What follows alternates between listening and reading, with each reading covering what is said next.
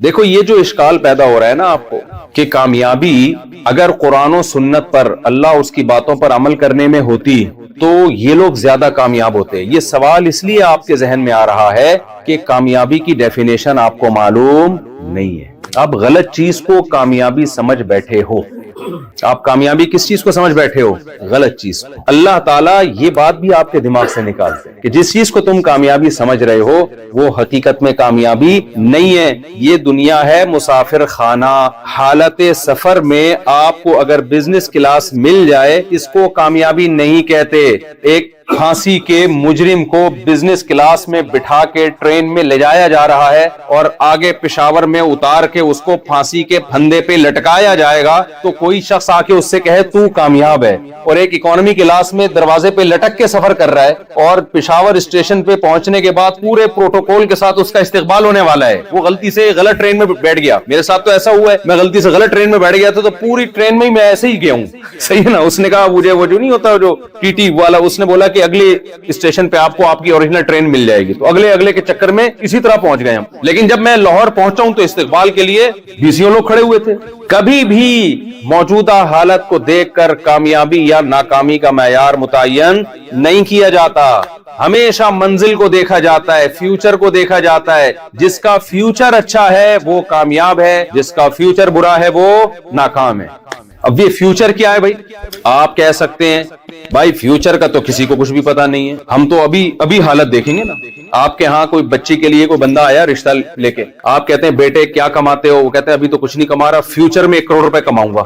دوسرا آیا بیٹا کیا کماتے ہو؟ 1 کروڑ روپے کما رہا ہوں, فیوچر کا کچھ پتا نہیں ہے. کس کو دو گے؟ جو کما رہا ہے. بھائی کیا خیال ہے؟ یہاں ایک سیکولر اور لبرل لوگ دماغ میں ایک وسوسہ ڈالتے ہیں, ابے فیوچر کس نے دیکھا ہے بھائی؟ یہ مولوی لوگ فیوچر کی باتیں کر کے تمہاری 4 شادیاں کرا دیتے ہیں اور تمہیں جنت کے لالچ دے کے تمہارا بیڑا غرق کرا دیتے ہیں. نہ دنیا کے رہتے اور مرنا تو سب نے ہے, تو فیوچر کا کیا پتا یار کیا ہوگا.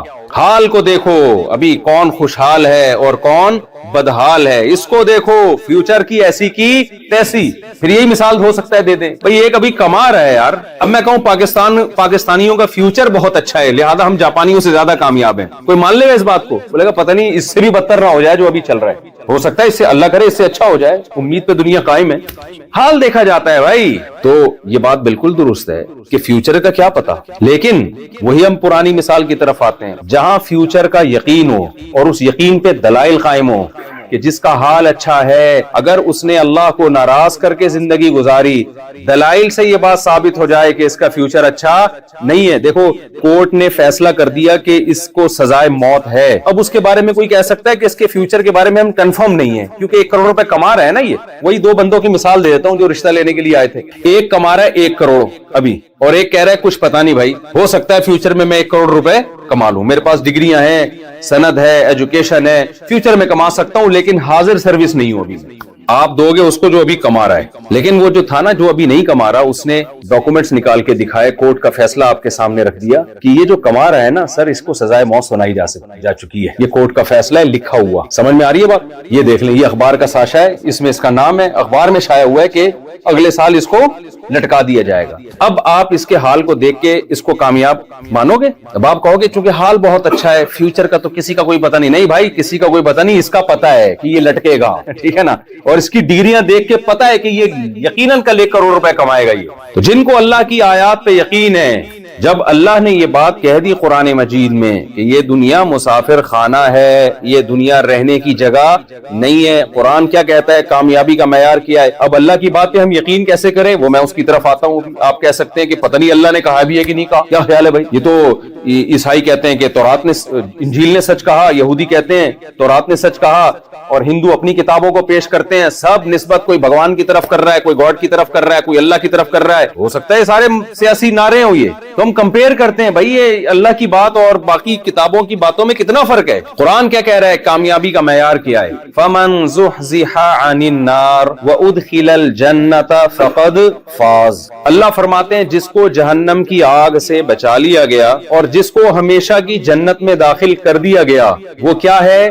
تحقیق وہ کامیاب ہو گیا. تو اللہ کے ہاں یہ کامیابی ناکامی کی 2 ٹکے کی ویلیو بولا کریں نا یار زبان سے, میں بیان نہیں کرنے آیا, میں تو آپ کو موٹیویٹ کرنے آیا ہوں. بیان تو علماء سے سنتے ہیں آپ لوگ, کتابوں میں سب کچھ لکھا ہوا ہے, زبان سے بولیں گے تو سبق یاد ہوگا نا. دنیا کے لیے 2 ٹکے کا لفظ یاد کر لیں. ابھی تو ویسے ٹکے کی ویلیو بڑھ گئی ہے, بنگلہ دیش کی کرنسی بہت کم تھی ایک زمانے میں نا, تو اس وقت کہتے تھے 2 ٹکے کا آدمی نہیں ہے تو, جب کسی کو نیچا دکھانا ہوتا تھا. اب تو 2 ٹکا ڈالر کے برابر ہوتا جا رہا ہے وہ.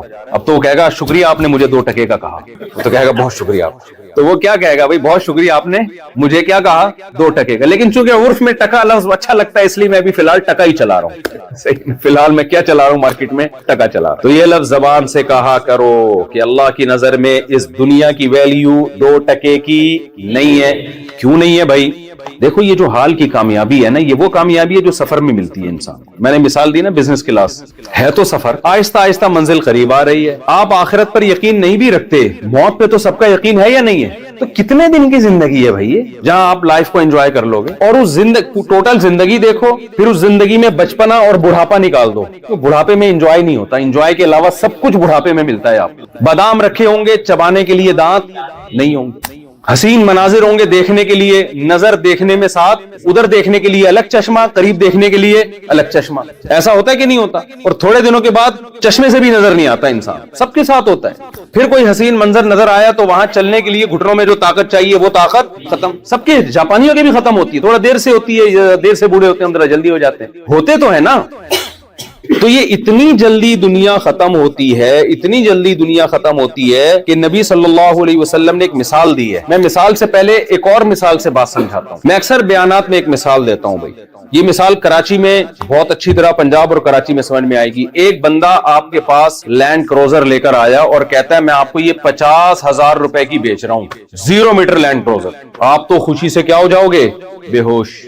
یار 50,000 2 ٹکے کی نہیں ہے یہ گاڑی, اتنی زبردست گاڑی 2 ٹکے میں مل رہی ہے. خوش ہو جاؤ گے نا آپ چیک کرو گے اس کی سیٹیں کیسی ہیں, اس کا اسٹیئرنگ کیسا ہے, کلچ گیئر سب. آپ کو شک ہوگا یار کوئی ایسا تو نہیں کوئی 2 نمبر چیز لگا کے لنڈے کا مال لگایا ہوا اس نے. ہر لحاظ سے آپ چیک کر رہے ہو بھائی سب کچھ کیا ہے اوکے. پاگل ہو جاؤ گے یار, تو بڑی ٹائٹ چیز ہے. آپ فوراً سودا پکا کرو گے. آپ کے پاس اگر 50,000 نہیں ہے نا, آپ کسی سے ادھار لو گے. اچانک اس نے آپ کے کان میں ایک بات کہا کہ یار اس میں ایک چھوٹا سا فالٹ ہے, بہت ہی معمولی. سیٹیں اوریجنل ہیں, جاپانی سیٹیں, اسٹیئرنگ بھی کیا ہے جاپانی ہے, گاڑی فل جاپانی, چھوٹا سا فالٹ ہے. آپ کو ایک دم آپ جذباتی ہو جاؤ گے, بھائی جلدی بتا.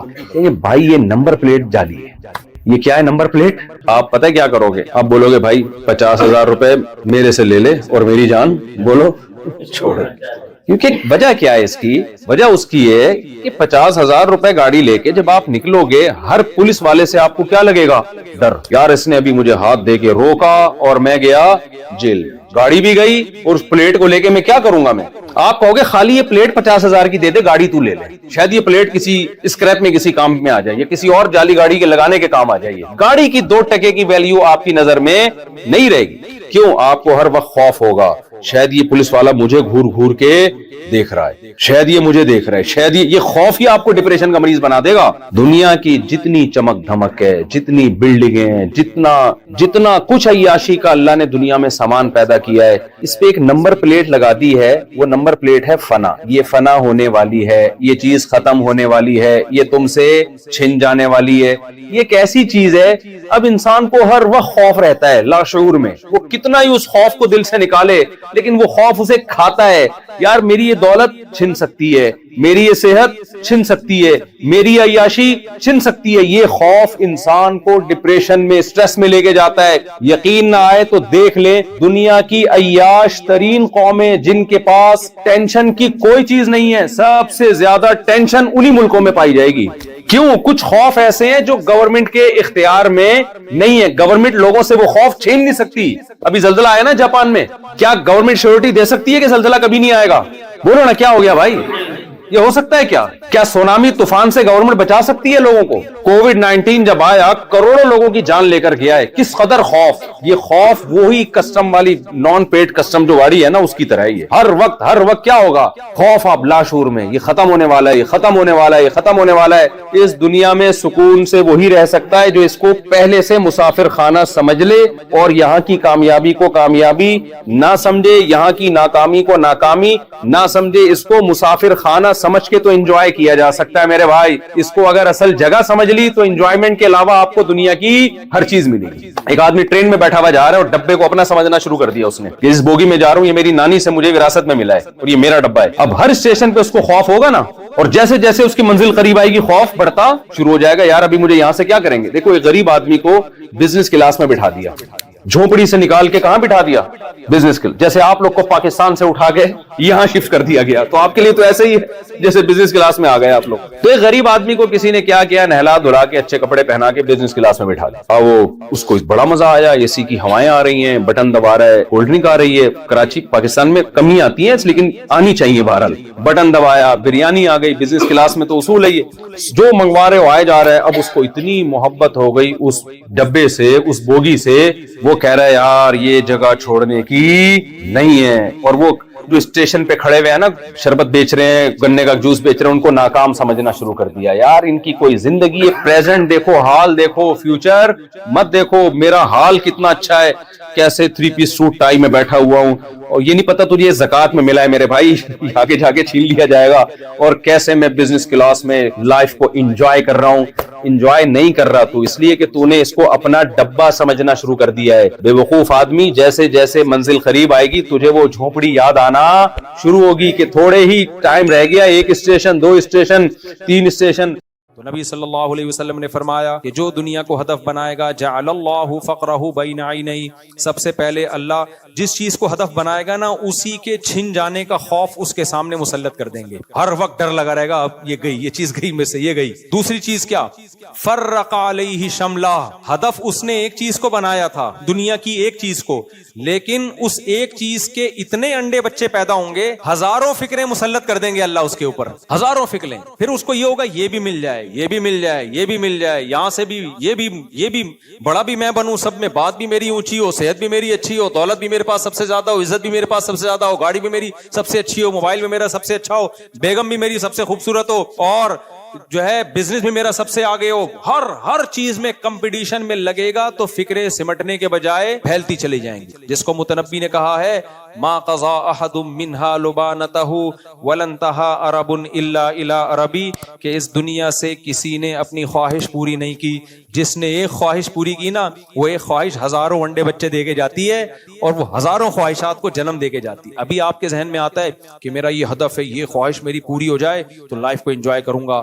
نا نا نا نا, جب وہ خواہش پوری ہوگی 2-4 دن تک سکون ہوگا, پھر آدمی کہے گا یار اس سے کوئی بڑا ہاتھ مارو. آپ کا کیا خیال ہے, سکون میں آ گئے, اربوں روپے میں نے کما لیے, آگے نہ اگلا پروجیکٹ, اگلا. کیا اگلے سے سکون میں آ جائیں گے؟ نہیں بھائی, اگلا, پھر اس کے بعد آدمی کا کبھی بھی انسان کا پیٹ نہیں بھرتا میرے بھائی. ہاں اگر اچھی نیت سے بنایا جا رہا ہے کہ بھائی لوگوں کو رہائش کا موقع ملے, پھر ٹھیک ہے, پھر یہ دنیا نہیں ہے, یہ تو آخرت ہے. پھر کاروبار بھی وہ نیکی بن جاتا ہے. اگر آپ بزنس اس نیت سے کرتے ہو یار لوگوں کو بھی ایک اچھی معیاری رہائش ملے, تو پیسہ بھی آئے گا, معیاری رہائش بھی ملے گی. اگر یہ نیت ہے بھائی پھر تو 10 کرو, لیکن عام طور پہ لوگوں کی یہ نیت ہوتی نہیں ہے. تو نبی صلی اللہ علیہ وسلم نے فرمایا لو کان لابن آدم وادی من ذهب احب ان يكون له وادیان. آپ نے فرمایا کہ اگر ابن آدم کو 2 پہاڑوں کے درمیان سونا بھر کے دے دیا جائے نا, تو اس کی خواہش ہوگی کاش اس جیسی 2 وادیاں اور ہو جائیں میرے پاس. یہ تو ابھی آپ کو لگ رہا ہے کہ نہیں ہماری بالکل خواہش نہیں ہوگی, اللہ تو ہمیں سونے کی ایک وادی کیا 2-3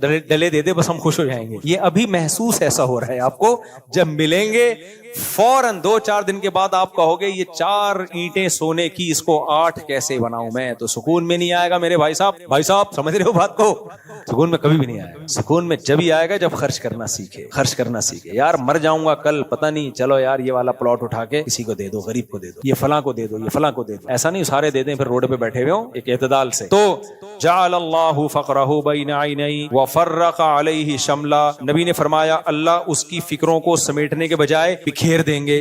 رات کو سونے کے لیے لیٹے گا, 20 فکریں مسلط ہوگی, یار یہ بھی ہو جائے, یہ بھی نہیں ہو رہا, وہ کام ٹھیک ہوا تو وہ فائل اٹک گئی ہے, یہ کام ٹھیک ہوا تو وہ کام اٹک گیا ہے. کچھ بھی نہ ہونا بیگم عذاب بن جائے گی. ایسے کیس آتے ہیں, سب کچھ سیٹ چل رہا تھا, بہت اونچے گھرانے میں شادی کی, بیگم نے ایسی جوتیاں لگانا شروع کی ہے نا سر پہ, ایسے ڈپریشن میں گئے ہیں کہ نہ چھوڑ سکتے ہیں. ہمارے حضرت کے پاس ایک کیس آیا, فیکٹری کے مالک کا, بہت کروڑ پتی آدمی تھا, اس کی بیگم عذاب جان بنی ہوئی تھی اس کے لیے نا, تو اس نے حضرت سے آ کے بتایا کہ میری بیگم یہ کر رہی ہے, بہت ہی ذلیل کیا ہوا تھا اس کو بیچارے کو.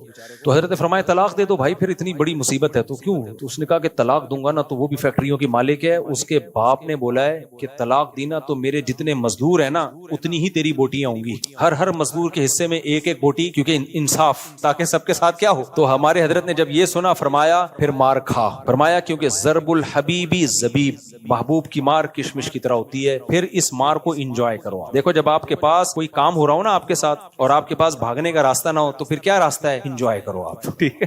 جب پٹ رہے ہو اور بھاگنے کا راستہ نہیں ہے تو اس پٹائی کو کیا کرو؟ انجوائے کرو. تو یہ بھی ایک قول ہے کسی بڑے بزرگ کا. تو نبی صلی اللہ علیہ وسلم نے فرمایا جمع لہ شملہ فرق علیہ شملہ, اللہ اس کی فکروں کو سمیٹنے کے بجائے بکھیر دیں. اور فرمایا ولم یاتہ من الدنیا الا ما قدر له, اتنی ٹینشن کے بعد بھی اس کمبخت کو دنیا ملے گی اتنی ہی جتنا اللہ چاہے گا. اللہ نے مقدر میں لکھی ہوگی تو مل جائے گی, نہیں لکھی ہوگی پورا زور بھی کمبخت لگا لے گا نا, 4 ٹکے ہاتھ میں نہیں آئیں گے. ہمیں موٹیویشنل اسپیکر نا سکسیسفل لوگوں کی مثالیں دے رہے ہوتے ہیں, یہ دیکھیں انہوں نے محنت کی اور آج یہ کہاں پہنچے ہوئے ہیں. بھائی صاحب پورا ڈیٹا جمع کرو, بھائی صاحب پورا ڈیٹا جمع کرو, پھر بتاؤ کہ اس سے ڈبل بھی بہت سے لوگوں نے محنت کی ہے, دھیلا بھی ہاتھ میں نہیں آیا ان کے, کوئی حادثہ ہوا سب برباد ہو گیا. اور بعض دفعہ محنت کسی اور نے کی, پھل کسی اور نے کھایا. ہمارے ایک جاننے والے نے اتنی محنت کر کے فیکٹری لگائی, بزنس کیا, چاچا نے قبضہ کر لیا, کک آؤٹ کیا, روڈ پہ آ گیا بیچارہ. وہ کہہ رہے یار میں نے محنت کر کے کاروبار کو کہاں لگایا, چاچا مضبوط آدمی تھا, اس نے ایسی چالیں چل کے کک آؤٹ کی. مسجد کوئی اور بناتا ہے, قبضہ کوئی اور کرتا, رشتے کا پیغام کوئی اور بھیجتا ہے, شادی کسی اور کی ہو جاتی ہے. جس کو آپ نے بھیجا ہوتا ہے وہی اپنی کر کے آ رہا ہوتا ہے, وہ آپ ہی کو کاٹ کے آ رہا ہوتا ہے. ایک آدمی نے کہا میں نے دوسری شادی کے لیے اپنی پہلی بیوی کو لے کر گیا ہوں تو شادی نہیں ہو رہی. میں نے کہا وہ بھائی تیری شادی نہیں کروا رہی ہے, وہ کاٹ رہی ہے.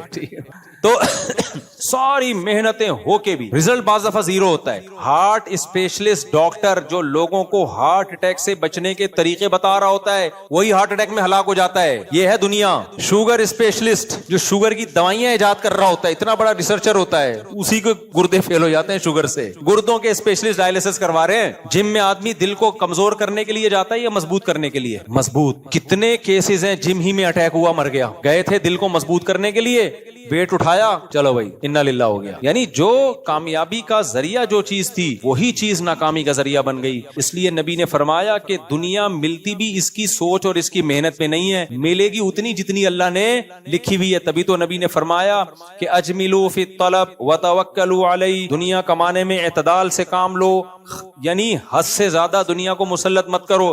وجہ اس کی کیا ہے؟ اللہ پہ توکل کرو, اس لیے کہ اللہ نے مقدر میں لکھی ہوئی ہے اپنے نصیب سے زیادہ کا تم نہیں کما سکتے. تو جب نہیں کما سکتے بھائی اعتدال سے. آپ کو پتا ہے بعض موٹیویشنل اسپیکر جو لوگوں کو پیسہ بنانے کی ترغیب دیتے ہیں, میں کسی کا نام نہیں لیتا, وہ بعض ان میں ایسے ہیں جو کھسک گئے ہیں, ڈپریشن میں چلے گئے ہیں, کیونکہ اتنا ہر وقت وہ پیسہ پیسہ پیسہ پیسہ بناؤ پیسہ بناؤ, اور خود بھی پیسہ کاروبار, وہ ہوتے ہوتے نہ سکون مل رہا ہے, نہ نیند ہو رہی ہے, نہ بچوں کو ٹائم دے رہے ہیں. اتنا زیادہ دماغ پہ جب ایک چیز کا بہت زیادہ بوجھ ہوتا ہے دماغ کی سیٹنگ آؤٹ, دماغ خراب ہونا شروع ہو جاتا ہے. تو یہ نبی صلی اللہ علیہ وسلم کی حدیث کا مطلب ہے. تو میں ٹینشن پہ اس لیے بار بار میرے بھائی بیان کرتا ہوں, تو میں کوئی سائیکیٹرسٹ نہیں ہوں, سائیکولوجسٹ نہیں ہوں. یہ ٹینشن اللہ کو پسند نہیں ہے. یہ وہ ٹینشن ہے جس پہ ثواب نہیں ملے گا آپ کو, بلکہ گناہ ملے گا. اب دیکھو پچھلے جو قومیں تھی نا انبیاء کی, وہ گھر بنانے کی ٹینشن بہت زیادہ لیتی تھی. پچھلی جو قومیں ہیں, قوم عاد, قوم سمود, ان کی ٹینشنوں میں ایک بہت بڑی ٹینشن یہ تھی کہ گھر ذاتی ہونا چاہیے, مضبوط ہونا چاہیے, اچھی بات ہے, مضبوط بھی ہونا چاہیے. تھوڑی بہت اس کی ٹینشن بھی لے لو تو کوئی حرج نہیں ہے. تھوڑی بہت ٹینشن, یار تھوڑا سا پیسہ بچا کے گھر بنا لو, تھوڑی بہت. لیکن وہ بہت زیادہ ٹینشن لیتے تھے, یار نہیں اپنا ہونا چاہیے, نہیں بھائی ہونا, اور بہت مضبوط ہونا چاہیے. اس کے لیے وہ کیا کرتے, اب یہ سیمنٹ بجری تو شاید ایجاد نہیں ہوئے تھے, بجری تو تھی, سیمنٹ ویمنٹ کا نہیں سیٹ اپ ہوگا یا ہوگا, لیکن ان کو بہت ہی مضبوط چاہیے تھا. تو بہت مضبوط کے لیے وہ پتہ ہے کیا کرتے تھے, وہ کرتے تھے چٹانوں کو نا تراشنا شروع کرتے تھے. سمجھ رہے ہو, یہ آسان کام ہے مشکل کام ہے, تھوڑا مشکل ہے بہت زیادہ مشکل ہے, بہت زیادہ. یار پوری چٹان سنگ مرمر کی آپ نے اس کو تراشنا شروع کر دیا, تراش کے واش روم بنا دیا, پھر پیچھے محل بنا دیا, پورا گھر. نبی نے ان سے کہا کہ تتخذون مصانع لعلکم تخلدون. ابے بھائی اپنی عمر تو دیکھو, اتنا مضبوط کیوں بنا رہے ہو, اتنا مضبوط گھر. تمہاری ہڈیوں میں سریا اتنا مضبوط تھوڑی ڈلا ہوا ہے, وہ تو گلتا چلا جا رہا ہے. ہڈیوں کا سریا تو بہت تیزی سے 40 سال کے بعد ختم ہونا شروع ہوتا ہے. گھر اتنا مضبوط, اتنا مضبوط. بھائی بچوں کے لیے بنا رہے ہیں تو بھائی بچے اپنے لیے خود بنا لیں گے نا. اگر بچوں کے لیے بنانا ہے تو بچوں کی بھی اتنی زندگی نہیں ہے, اپنی زندگی کو, آدھی زندگی کو گھر بنانے میں برباد کر دیا, کوئی اور کام کر لیتے, حالانکہ حلال پیسوں سے بنا رہے تھے. میں جو ذاتی گھر کے بارے میں بار بار بولتا ہوں, مجھے شوق نہیں ہے میرے بھائی, ذاتی گھر میں زیادہ دلچسپی لینا یہ شریعت کے مزاج کے خلاف ہے. بہت پیسہ دیا ہے بنا لو, نہیں ہے چھوڑ دو ایسی کی تیسی. یہ اینٹ اگر آپ کی اپنی نہیں ہے لیکن بیٹھنے کا موقع مل رہا ہے آپ کو, اور سونے کا موقع, ایک گھر آپ کا اپنا نہیں ہے لیکن آپ کو رہنے کا موقع مل گیا, پنکھا چل رہا ہے, کھڑکی سے ہوا آ رہی ہے, دوسری راستے سے نکل کے جا رہی ہے, دھوپ مل رہی ہے, کوئی بات نہیں. کروڑوں روپے اس نے لگائے, انجوائے کون کر رہا ہے اس میں؟ کرایہ دار. کوئی بات نہیں, لائف کو انجوائے کرو. اتنی پاگل پنا ہے. میں تو, مجھے بہت غصہ آتا ہے جب کوئی آ کے کہتے ہیں مفتی صاحب اپنا گھر اپنا ہی ہوتا ہے اور کاش میرا ذاتی گھر ہوتا. میں نے کہا کیوں, پھٹے پہ نہیں لیٹے گا اگر تیرا ذاتی گھر ہوگا؟ ذاتی گھروں سے کیا جنازے نہیں اٹھتے؟ نہیں مفتی صاحب کرایہ دار کی ٹینشن ہے. بھائی صاحب ذاتی گھر کی ٹینشن اس سے بڑی ہے, تو بنانے میں کتنا ٹائم لگے گا؟ بہت پیسہ دیا ہے تو بنا لو بھائی. جن کو بہت پیسہ ہے وہ تو پھر ٹینشن بھی نہیں ہوتی نا ان کو, وہ پھر میرے پاس تھوڑی آئے گا روئے گا ہائے مفتی صاحب ذاتی گھر نہیں. یہ تو غریبوں کے مسئلے ہیں نا, میں غریبوں کو خطاب کر رہا ہوں. غریبوں, میں تمہیں خطاب, آپ نہیں, آپ کے علاوہ جو غریب ہے ان کو خطاب کر رہا ہوں. جب ایک صاحب نے مجھے کہا مفتی صاحب آپ کہہ رہے ہو ذاتی گھر نہیں, اب غریب آدمی کے لیے کرایہ دینا کتنا مشکل ہے. میں نے کہا یار آپ کے مینٹل لیول کو سلام ہے, بیچارے غریب کے لیے کرایہ دینا مشکل ہے, کروڑوں روپے کا ذاتی گھر خریدنا آسان ہے. جس کے لیے کرایہ دینا مشکل ہے ہم اس کو ترغیب دے رہے ہیں ذاتی گھر ہونا چاہیے. وہ ڈپریشن سے نہیں مرے گا تو اور کیا ہوگا؟ مر رہے ہیں خالی, یہ ہوائی بات نہیں ہے. ساری زندگی محنت کر کر کے 60 سال میں جا کے اپنا گھر بناتے ہیں. اپنا گھر اپنا ہی ہوتا بھائی صاحب. اب آپ کے لڑکنے کا ٹائم آ گیا ہے, قبرستان میں بنا لیتے گھر, تو ختم. یحرم ابن آدم ویشب فیہ اثنتان, یہ حدیث پڑھتا ہوں بڑا مزہ آتا ہے, مجھے بہت فائدہ ہوا اس حدیث سے بھائی. فائدہ اس سینس میں کہ میں بھی تو 40 سال سے زیادہ ہو گیا نا, تو اب میں حدیث سوچتا رہتا ہوں بھائی تو نہیں کہیں ادھر کو جا رہا. تبھی میں نا جامعہ کے قریب میں نے اپنے بچوں کو شفٹ کیا ایک جگہ, تو اس کے ساتھ ہی قبرستان ہے. تو میں وہاں قبرستان پہ کھڑا ہو کے بہت دفعہ دیکھتا ہوں, بیٹا آنا تھوڑے دن میں. میں نے کہا قبرستان کے قریب گھر ہونے سے یہیں سے پٹے سے نکالا, یہیں پارسل کر دیا, ختم. اتنی سی بات ہے. تب کیا میری اینٹ, میرا پنکھا, میری دیوار, میرا واش روم, لوگ خوش ہو رہے تھے مجھ سے. یہ میرا واش روم دیکھیے آپ, ایک تو نعمت کے طور پہ بیان کر رہا ہے, ٹھیک ہے, اتنا زیادہ اس پہ اترانا, میرا واش روم. تو میں ان سے کہتا ہوں یہ میرے کرایہ دار کا واش روم دیکھ, بنایا اس نے کروڑوں روپے لگا کے, استعمال کون کر رہا ہے؟ فری پھوکٹ میں. صرف مہینے کا اتنا کرایہ دیتا ہوں, سوتا بھی ہوں, بچے بھی میرے پورے 18 اسی اسٹائل میں پیدا ہوئے ہیں انہی گھروں میں, ٹھیک ہے نا. اور اللہ بھلا کرے آپ کا. اچھا کرایہ دار بھی بہت لچڑ ہوتے ہیں. کرایہ دار پتہ ہے کیا کرتا ہے؟ کوئی ضروری خرچہ بھی ہو نا گھر میں, وہ بھی نہیں کرے گا کہ ہمارا اپنا گھر تھوڑی ہے. اتنا بھی لچڑ پن ٹھیک, کمبختو رہ تو خود ہی رہے ہو نا. اگر وہ مالک مکان کنجوس ہے, وہ نئی دیوار اکھڑی ہوئی کلر کر رہا, تو 2 ڈبے لا کے یہاں خود ہی کر لے یار. تو بعض لوگوں کے گھروں میں جاؤ, بھنگی خانہ بنا ہوا ہے گھر ان کا. میں کہتا ہوں کیوں نہیں بناتے اس کو؟ کہتے ہیں ہمارا اپنا گھر تھوڑی ہے. ابے تو 10 سال سے رہ رہا ہے, تو وہ اگر لچڑ ہے تو تو ہی رہا ہے نا. ایک کیل ٹھوک دے یار, یہاں پہ گھڑی لگا دے, کیل کا خرچہ نہیں اٹھائیں گے کہ ہمارا گھر تھوڑی ہے. تو تبھی تو مجھے پھر افسوس ہوتا ہے یار, یہ دنیا مسافر خانہ تھوڑی سمجھنے اس کو. اتنی پیسے سے محبت, پیسہ اصل ہے. کسی اور کے گھر پہ بھی اگر آپ پیسہ لگا کے فائدہ خود اٹھا رہے ہو تو لگا دیا کرو, اس میں اتنی ٹینشن مت لیا کرو. کوئی زیادہ ٹینشن کی, وہ اگر وہ لچڑپن دکھا رہا ہے, وہ نہیں کر رہا, تو رہ تو تم ہی رہے ہو نا. تو میں نے اپنے گھروں پہ بہت خرچہ کیا, کرائے پہ رہتے ہوئے خود لگایا, میں نے بہت دفعہ کیا کہ یار وہ نہیں کر رہے تو چلو ہم کر دیتے ہیں, رہنا ہم نہیں ہے. تو پورے ریپیئر کیے میں نے گھر اپنے, حالانکہ کرائے کے گھر ہیں. پھر مالک مکان کو جب ویڈیو بھیجی, مالک مکان بھائی یہ تو تمہیں بڑا لگژری بنا دی, بڑا تھینک یو. اس کو ڈر تھا ایسا تو نہیں ہے واپسی پہ یہ اتارتے ہوئے لے کے جائیں گے سب چیزیں. اس کو میں نے تسلی دی, نہیں بھائی ایسا نہیں ہے, یہ آپ ہی کا ہے, ہم کو دروازہ کھڑکی یہاں سے نکال کے نہیں لے کے جائیں گے, یہ کھڑکی بھی آپ ہی کی ہے, پکی ٹکی آپ کی ہو گئی. یہ بھی بڑا لچڑپن ہے نا. 10 سال کے بعد آپ کو گھر خالی کر رہے ہو, کھڑکیاں دروازے میں نے لگائے تھے تو میں لے کے جا رہا ہوں. تو میرے بھائی میں زیادہ شو مارنا مقصد نہیں ہے میرے بھائی, میں بار بار جو ان چیزوں پہ اتنا بیان کرتا ہوں, دنیا کی محبت ختم کرو. اللہ کو دنیا کی محبت دنیا مردار کی محبت ہے. نبی صلی اللہ علیہ وسلم نے فرمایا, آپ کی دیکھو موٹیویشن کیسی تھی. آپ صلی اللہ علیہ وسلم ایک دفعہ کچرے کے ڈھیر سے گزرے, ایک بکری کا مرا ہوا بچہ پڑا ہوا ہے. نبی نے فرمایا بتاؤ تم میں سے کون اس کو اتنے درہم میں خریدے گا؟ صحابہ نے کہا یا رسول اللہ یہ تو بدبودار چیز ہے, کون خریدے گا؟ آپ نے فرمایا اللہ کی نظر میں دنیا کی حیثیت اس سے بھی کم ہے, جس پہ ہم اتنا ڈپریشن اتنی ٹینشن میں جا رہے ہوتے ہیں. اللہ کی نظر میں اتنی بھی ویلیو نہیں ہے. کیوں؟ ختم ہونے والی ہے, تھوڑے دن میں پھٹے پہ لیٹنا ہے, اور اٹھا کے لوگ قبر میں کروٹ کے بل لٹا کے آئیں گے. 3 دن تک کل سویم ویم 2-4 چیزیں ہوں گی, اس کے بعد قصہ ختم. کروڑوں اربوں روپے پھونک دیے, انجوائے کون کرے گا؟ بعد والے. وہ بھی نہیں کرتے, وہ بھی بیش باشت کے کھا جاتے ہیں, پھر وہ اپنے بچوں کے لیے بنانے کی فکر کرتے ہیں. تو حالانکہ آپ کے ابا نے آپ کے لیے بنایا تھا تو رہ لیتے نا اس میں. اب آپ اپنے بچوں کے لیے بنا رہے ہو, پھر وہ اپنے بچوں کے لیے بنا رہے ہیں, آپ کے لیے کس نے بنایا پھر؟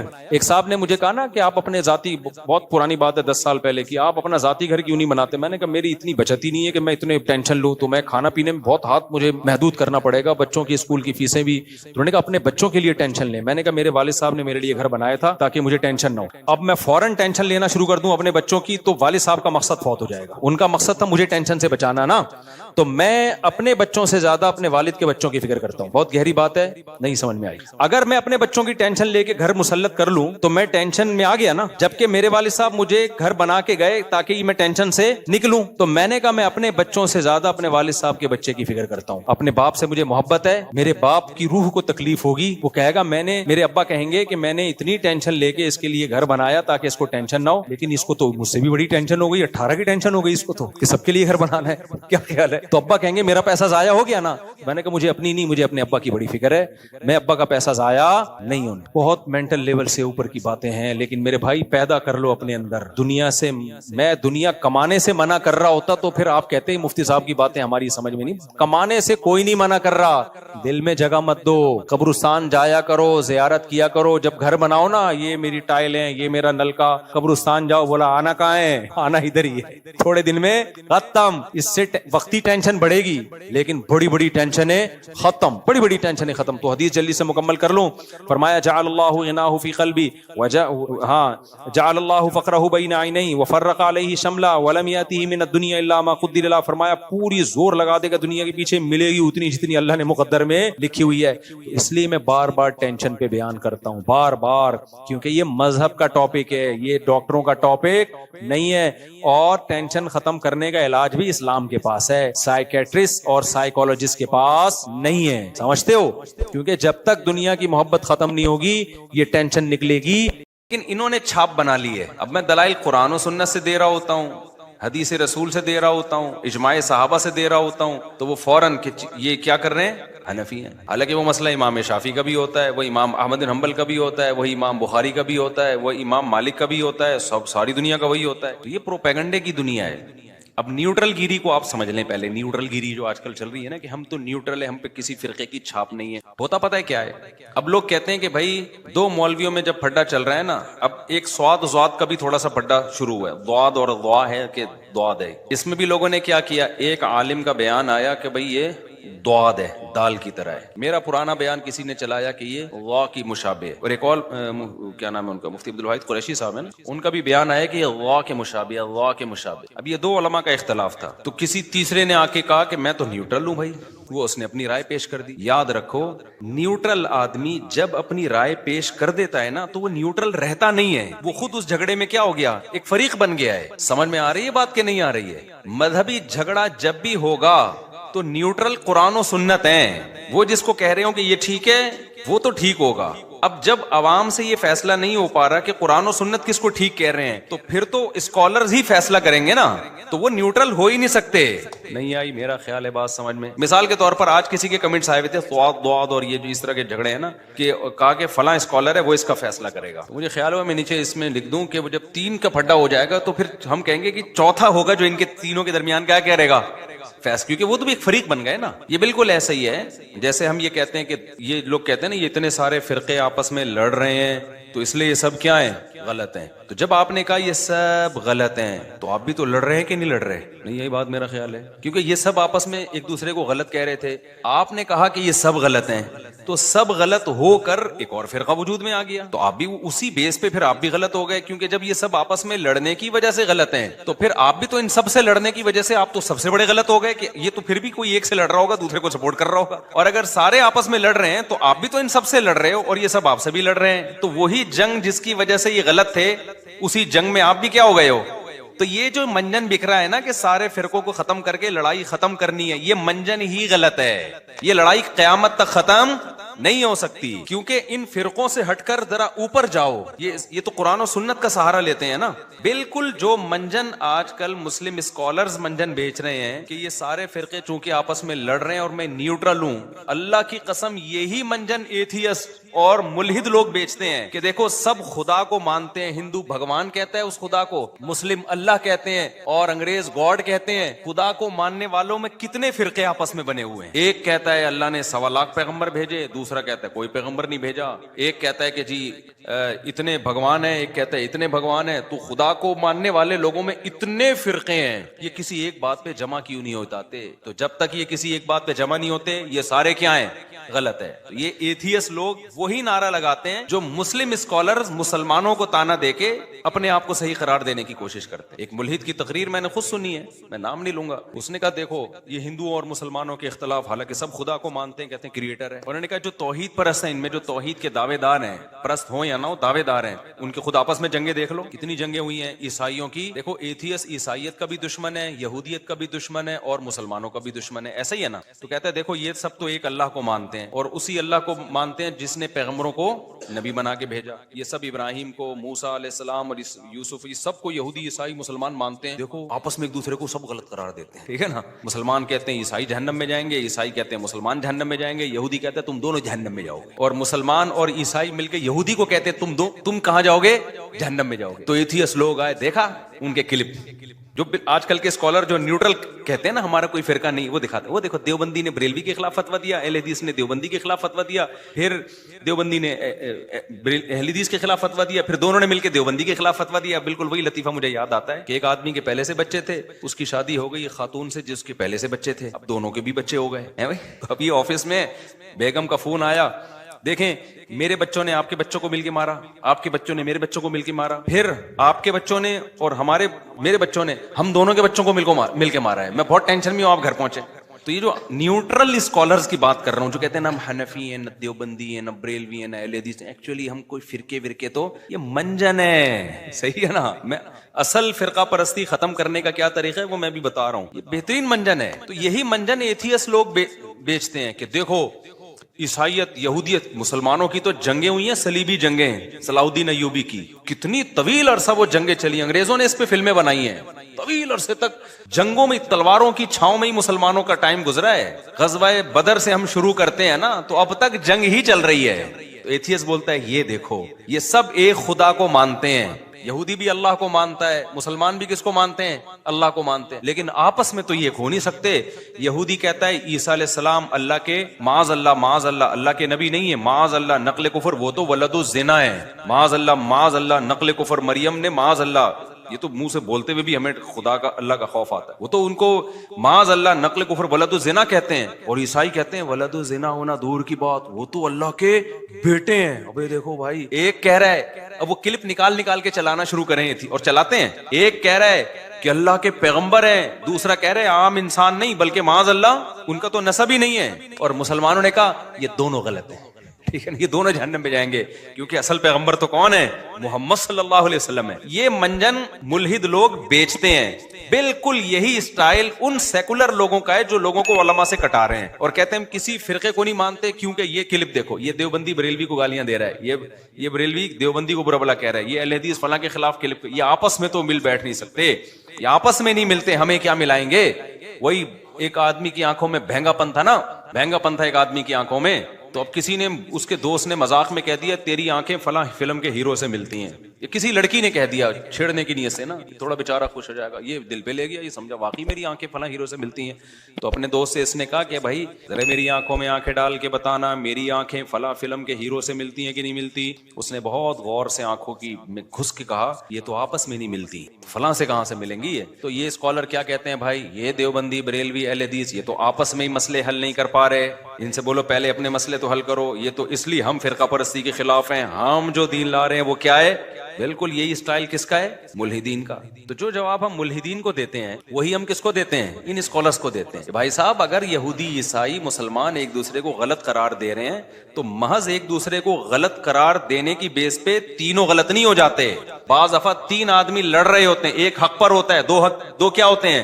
ناحق ہوتے ہیں، اس بیس پر کسی کو غلط قرار دینا ٹھیک نہیں ہے۔ محلے میں دو آدمی لڑ رہے ہیں، آپ نے کہا دونوں لڑ رہے ہیں دونوں غلط ہیں، آپ نے آ کے دونوں کو کوٹنا شروع کر دیا، تو جس بیس پہ آپ نے دونوں کو غلط قرار دیا اس بیس پہ آپ خود بھی غلط ہو گئے کہ نہیں ہو گئے؟ پھر تو کوئی ایتھیسٹ سے ہٹ کے کوئی نیا بندہ ہے وہ کہے کہ میں ایتھیسٹ کو بھی نہیں مانتا. ایک چیز مارکیٹ میں آئی ہے جس کو فری تھنکر کہا جاتا ہے. فری تھنکر یہ مجھے پتا چلا جب میں ملیشیا میں گیا نا, تو ایک بندہ ویسی گپ شپ ہو رہی تھی. میں نے کہا آپ کا مذہب کیا ہے؟ اس نے کہا میں فری تھنکر. ابے میں نے کہا یہ کیا ہے؟ تھنک سے ہی فری ہو گیا.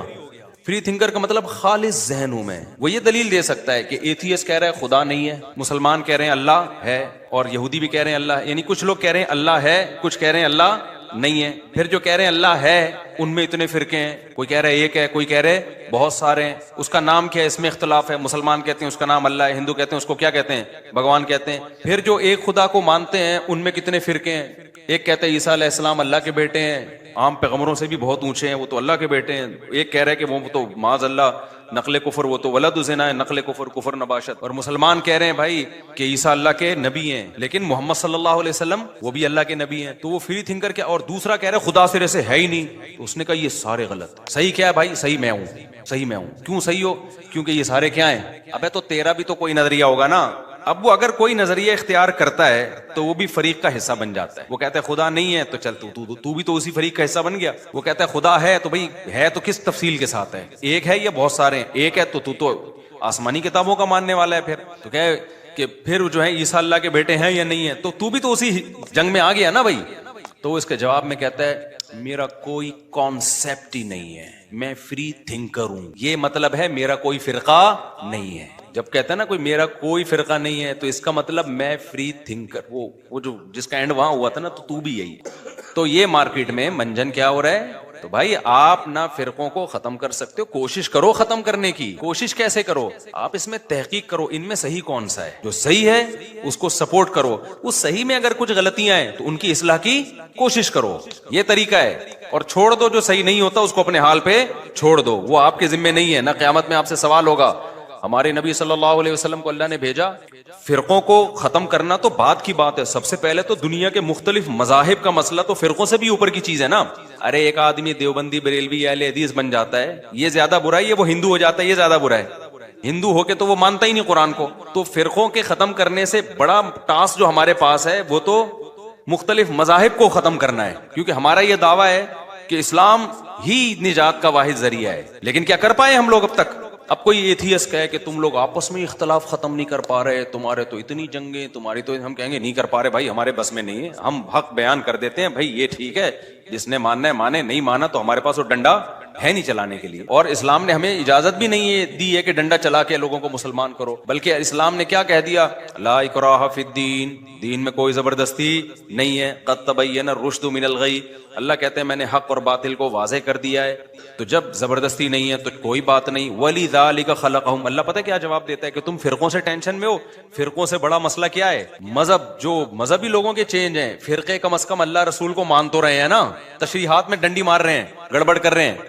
کچھ ڈنڈی نہیں مار رہے, کچھ ڈنڈی مار رہے ہیں. اس سے بڑی گمراہی تو یہ کہ اللہ ہی کے منکر ہیں بہت سے لوگ. اس سے بڑی گمراہی تو یہ کہ بہت سے لوگ تو اللہ کے ساتھ غیروں کو شریک کر رہے ہیں. تو اب اس پہ نبی بھی پریشان ہوتے تھے کہ یہ کیوں نہیں مان رہے. تو اللہ نے کیا جواب دیا, وَلِذَلِكَ خَلَقَهُمْ, قرآن کی آیت ہے. اللہ نے اسی لیے پیدا کیا ہے کہ اختلاف رہے ان میں. کیوں؟ اختلاف میں آزمائش ہے کہ تم دیکھتے ہو حق کو سپورٹ کرتے ہو یا تم باطل کو. یہ اس طرح رہے گا. یہ عیسیٰ ابن مریم آ کے ختم کریں گے علیہ الصلوۃ والسلام. سارے فرقے ختم ہو جائیں. وہ تلوار کی طاقت سے ہوں گے, وہ بھی مناظروں سے نہیں ہوں گے. وہ تلوار کی طاقت سے ختم کریں گے عیسیٰ علیہ السلام آ کے. کیونکہ کون آپ کی دلائل سے کچھ لوگ مان لیتے ہیں, کچھ پھر بھی ڈٹے رہتے ہیں. کیونکہ بہت سے لوگوں کے مفاد وابستہ ہوتے ہیں, ان کو بات سمجھ میں آ رہی ہوتی ہے لیکن پھر بھی نہیں مانتے. آج ایک آدمی میرے سے الجھا نا, کہہ رہے ہیں آپ یہ کہہ رہے ہو عدالتی خلا معتبر نہیں ہے. عدالتی خلا معتبر جب ایک عورت نہیں رہنا چاہتی, جب ایک عورت نہیں رہنا چاہتی, اس پہ زور لگا رہے ہیں. میں نے کہا بھائی اگر ظلم کر رہا ہے تو پھر تو ہم بھی یہ کہتے ہیں کورٹ کا خلا معتبر ہے. جب ظلم نہیں کر رہا, اس کے بیسک حقوق پورے کر رہا ہے, کہہ رہے ہیں ٹھیک ہے کر رہا ہے, لیکن وہ نہیں رہنا چاہتی, وہ نہیں رہنا چاہتی. وہ مجھے نا ظہر کے بعد وہ اسی طرح, تو کیوں اس کو مجبور کر رہے ہیں؟ فائدہ کیا رہنے کا؟ میں نے کہا اس کا حل شریعت نے بتایا ہے کہ اگر حقوق بھی ادا کر رہا ہے لیکن عورت کو کسی بھی وجہ سے میاں پسند نہیں آ رہا, تو اللہ نے ایک راستہ رکھا ہے کہ بھائی شوہر سے طلاق کا یعنی خلا کا مطالبہ کر لو. اور خلا طلاق ہی ہے, اس کو بولو مہر لے لے بھائی میری جان چھوڑ دے. شوہر اگر اس بات کو سیریس نہیں لیتا تو کورٹ میں کیس کر دے. کورٹ میں یہ کیس نہیں کرے جج میں آپ کی بیوی ہوں لہذا آپ مجھے طلاق طلاق دے دو. کورٹ میں کہے کہ میں بیوی جس کی ہوں دے گا وہی, آپ صرف اپنی بیوی کو دیں گے, ہاں میں جس کی بیوی ہوں نا مجھے وہی دے گا, لیکن وہ میری بات کو سیریس نہیں لے رہا. کورٹ کا مطلب یہ ہوتا ہے کہ شوہر سیریس لے, آپ اس کو نوٹس بھیج کے بلائیں تو شوہر پھر سیریس لے گا, اور شوہر کو یہ بھی اطمینان ہو جائے گا کہ بھائی جب عدالت انوالو ہوتی ہے تو میرا مہر مجھے لازمی ملے گا, ورنہ ایسا نہ ہو میں نے ادھر طلاق دی اور مہر بھی لے کے بیوی شارٹ ہو جائے. تو جتنے بھی پھر خلا کے بعد کے جو مسائل ہیں, عدت کا خرچہ, اس میں کورٹ انوالو ہوگی. تو کورٹ انوالو ہوتی ہے تو بھاگنے کا راستہ نہیں رہتا, نہ شوہر کے لیے نہ بیوی کے لیے. تو میں نے کہا یہ راستہ, اگر وہ دے دیتا ہے تو ٹھیک ہے, نہیں دے دیتا تو پھر کیا کرے, صبر کرے وہ, کیونکہ طلاق کا حق, نکاح ختم کرنے کا حق تو مرد کے پاس ہے. پھر وہی نہیں, جب وہ نہیں رہنا چاہتی ہے, یہی اسٹائل تھا ان کا. نہیں مفتی صاحب آپ آج ہی کی بات ہے, ظہر کے بعد, جب وہ نہیں رہنا چاہتی ہے, میں نے کہا میرے بھائی چھوڑ دے اسلام کو. پھر میں نے کہا میں, آپ عقل سے ثابت کرنے میرے پر تھوپ رہے ہو ایک مسئلہ. یہ پتہ ہے کیا ایک لاجک پیش کرتے ہیں, ایک عورت نہیں رہنا چاہتی تو کیوں اسلام اس کو مجبور کر رہا ہے رہنے پر. اسلام کہہ رہا ہے یہ آپشن آپ کے پاس نہیں ہے, کہ جب وہ بیسک حقوق ادا کر رہے تو بھاگنے کا آپشن آپ کے پاس نہیں ہے, آپ کے پاس نہیں ہے یہ رائٹ. جب وہ بہت دفعہ سمجھا دیا نا ان کو, دلائل سے نہیں آ رہا کہ نہیں رہنا چاہتی تو اس میں فائدہ کیا ہے. میں نے کہا بھائی پھر ٹھیک ہے, آپ کی اگر 6-7 بچے ہیں نا, مجھے پتا تو ان کے 6-7, میں نے کہا آپ کی بیگم بول رہی ٹاٹا میں جا رہی ہوں, اب آپ میرے پاس آؤ گے, بھائی میں ساری زندگی پہ بیوقوف ہوں, میں اس کو اس کا 10 سال سے نان نفقہ اٹھا رہا ہوں. دیکھو دلہن سے عشق جیسی محبت تو 1 مہینے کے بعد ختم ہو جاتی ہے, اس کے بعد تو ذمہ داری کے چکر میں پال رہا ہوتا ہے آدمی. ابے جو تمہیں دلہن سے پہلی رات میں لگاؤ تھا, کیا وہ اب بھی ہے؟ کوئی نہیں دیکھ رہا تمہیں.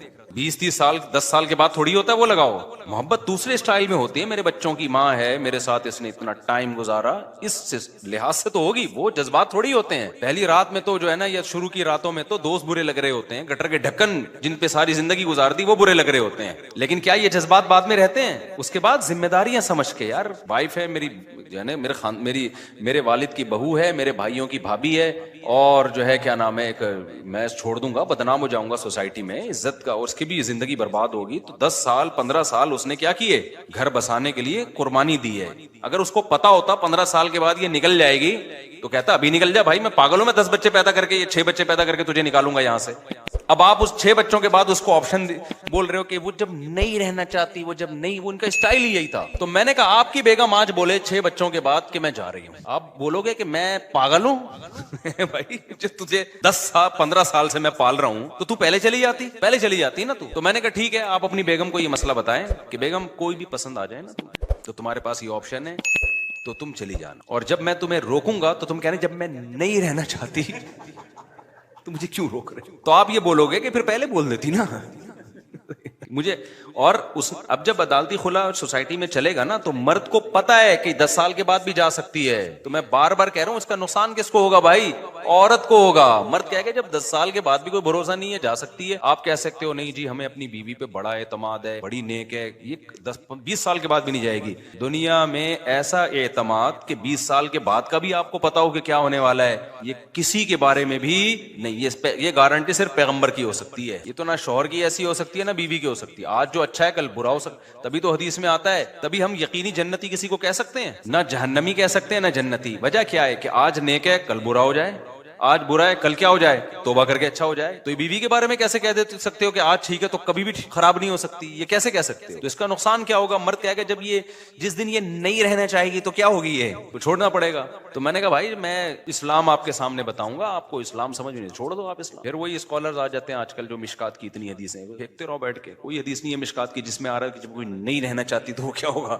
چلی جائے گی. ایسی کوئی حدیث نہیں ہے مشکات کی, جج کوئی اختیار ہی نہیں ہے. تو خیر ہم کہاں جا رہے تھے؟ تو میں نے کہا بھائی جو فری تھنکر ہے نا, اب وہ کیا کہتا ہے کہ دیکھو یہ اس سے لڑ رہے ہیں, وہ اس سے لڑ رہے ہیں, یہ فلانے سے لڑ رہا ہے, یہ ڈمکانے سے لڑ رہا ہے. تو اب آپ نے کیا کیا, آپ نے کہا کہ چونکہ ملحدین کے اپنے پھڈے چل رہے ہیں, جو خدا کے منکر ہیں ان کے خدا والوں سے, اور خدا جو مانتے ہیں ان کے آپس میں, تو اب میں نیوٹرل ہوں گا. میں ان میں سے کسی کو بھی ٹھیک نہیں سمجھتا. نیوٹرل ہو کے تو کیا کرے گا؟ سارے عقیدے تو ختم ہو گئے نا, جو خدا کو ماننے والے بھی ختم, خدا کا انکار کرنے والے بھی. پھر جو خدا کو مانتے ہیں ان میں توحید پرست بھی اور مشرک بھی. پھر جو توحید پرست کا دعویٰ کرتے ہیں, سچی مچی میں توحید پرست ہیں بھی یا نہیں ہے وہ بھی. پھر پیغمبروں کو ماننے والے نہ ماننے والے سارے ختم ہو گئے.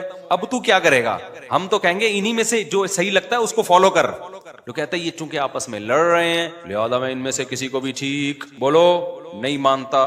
اب کیا عقیدے تو سارے ختم ہو گئے ہیں بھائی مارکیٹ میں, تو ایک نیا اس نے فرقہ بنایا کہ فری تھنکر. فری تھنکر کا مطلب نہ میں یہ مانتا ہوں کہ اللہ ہے نہ میں یہ مانتا ہوں کہ اللہ نہیں. یعنی یہ بھی ایک کانسیپٹ ہے, دماغ کو خالی رکھ کے زندگی گزارو. حالانکہ یہ سب سے برا کانسیپٹ ہے. یہ یوں سمجھو کہ بارش سے بھاگا اور پرنالے کے نیچے آ کے کھڑا ہو گیا. آپ کو ایک بندہ آ کے کہہ رہے یہ تمہارا باپ ہے, کچھ آپ جنگل میں کہیں گم ہو گئے تھے, اب کوئی صاحب آ کے کہہ رہے ہیں آپ کے والد صاحب ہیں یا یہ آپ کی والدہ ہیں, تو آپ کیا کر رہے ہو؟ اب تحقیق نہیں کر رہے کہ والدہ ہیں یا نہیں ہے, یا تو آپ تحقیق کر کے ثابت کر دو بھائی یہ میری ماں نہیں ہے, یہ کیا ہے میری ماں نہیں ہے. کوئی نہ کوئی دلیل کے تانے بانے آپ ملا دو, مناظرے شروع ہو جائیں گے, آپ کے ڈی این اے کی رپورٹیں آنا شروع ہو جائیں گی, لیکن آپ کا ایک کانسیپٹ ہوگا تو کچھ لوگ آپ کا ساتھ بولو دے دیں گے, کچھ جو آپ کے دلائل سے متفق ہوں گے. اور اگر آپ نے مان لیا کہ یہ میری ماں ہے تو ہو سکتا ہے کچھ مخالفت کریں اور کچھ آپ کا ساتھ دے دیں کہ یار اس کے دلائل سمجھ میں آ رہے ہیں. لیکن اگر آپ نے یہ کہہ دیا نا بھاڑ میں جائے میری ماں ہے یا نہیں میں نے کیا کرنا ہے, اس پہ کوئی بھی عقل مند آپ کو نہیں چھوڑے گا, بولے گا بھائی تو ماں یار یہ کیسے ہو سکتا ہے کہ یا تو اس کو ماں مان یا ماں نہیں مان. نہیں مانتا ہے تو اجنبی ہے, مانتا ہے تو بھائی تو پھر تو اس سے عام عورتوں سے زیادہ اس سے اچھے سلوک سے بات کرنا پڑے گا, بات کرنی پڑے گی تجھے, اس کے حقوق ادا کرنے پڑیں گے, اس کے قدموں میں بیٹھنا پڑے گا, اس کو رسپیکٹ دینی پڑے گی. آپ کہہ رہے بھاڑ میں جائے رسپیکٹ, وہ دیکھا نہیں ہے جو جن کی مائیں ہوتی ہیں اور جن کی مائیں نہیں ہوتی ان کے آپس میں اختلافات نہیں دیکھے؟ کچھ کہہ رہے ہیں یہ میری ماں ہے, کچھ کہہ رہے ہیں ان کے آپس میں تو پہلے حل کر لیں. ایک کہہ رہے ہیں میری ماں ہے, دوسرا کہہ رہے ہیں میری ماں نہیں ہے, یہ دونوں آپس میں لڑ رہے ہیں. تو ملحد یہی کہتا ہے کہ وہ کہتے ہیں کہ اللہ ہے, وہ کہتے ہیں بھگوان ہے, وہ کہتے ہیں فلانا, یہ آپس میں تو لڑ لیں. یہ سب اٹریکشن کے منجن ہیں. اس لیے دنیا میں مذہب بہت سارے رہیں گے, ان بہت سارے مذہبوں میں لڑائیاں بھی ہو سکتی ہیں. ان لڑائیوں کو دیکھ کے کہنا سارے غلط ہیں, یہ دنیا کا سب سے بڑا بے وقوفی والا دعویٰ ہے. بھائی ان میں سارے غلط نہیں ہیں, جو صحیح ہے آپ نے اس کو کیا کرنا ہے؟ ماننا ہے. کیوں؟ وَلِذَٰلِكَ خَلَقَهُمْ, اللہ کہتے ہیں اتنے مذہب دنیا میں اس لیے رہیں گے کہ میں ان کو آزماؤں گا. میں نے پیدا ہی آزمائش کے لیے کیا ہے. جہاں موسیٰ ہوگا وہاں فرعون بھی ہوگا. فرعون نہ ہوتا تو موسیٰ کی کیا ضرورت تھی پھر؟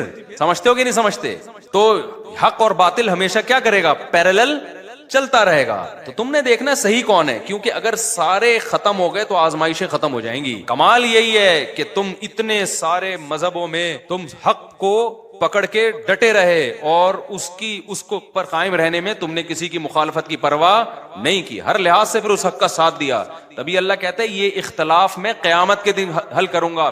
تبھی اللہ تعالیٰ جہاں بھی نبی اختلافات سے پریشان ہوتے تھے نا کہ اتنے سارے لوگ ہیں اور یہ بات بھی نہیں مان رہے, اسلام پہ آ نہیں رہے, تو اللہ کیا فرماتے ہیں؟ ان ربک یفصل بینہم یوم القیامۃ فیما کانوا فیہ یختلفون. اے نبی تیرا رب قیامت کے دن فیصلہ کرے گا کہ ان میں صحیح کون تھا اور غلط کون ہے. تو میرے پاس ہی آنا ہے انہوں نے, میں فیصلہ کروں گا. اللہ نے یہ نہیں کہا کہ یہ کیونکہ سب آپس میں لڑ رہے ہیں لہذا سارے غلط ہیں. ٹھیک ہے, تو بالکل فرقوں میں بھی جب اسلام دنیا میں آیا تو ان میں فرقے بن گئے. ان میں کیا بن گئے؟ فرقے.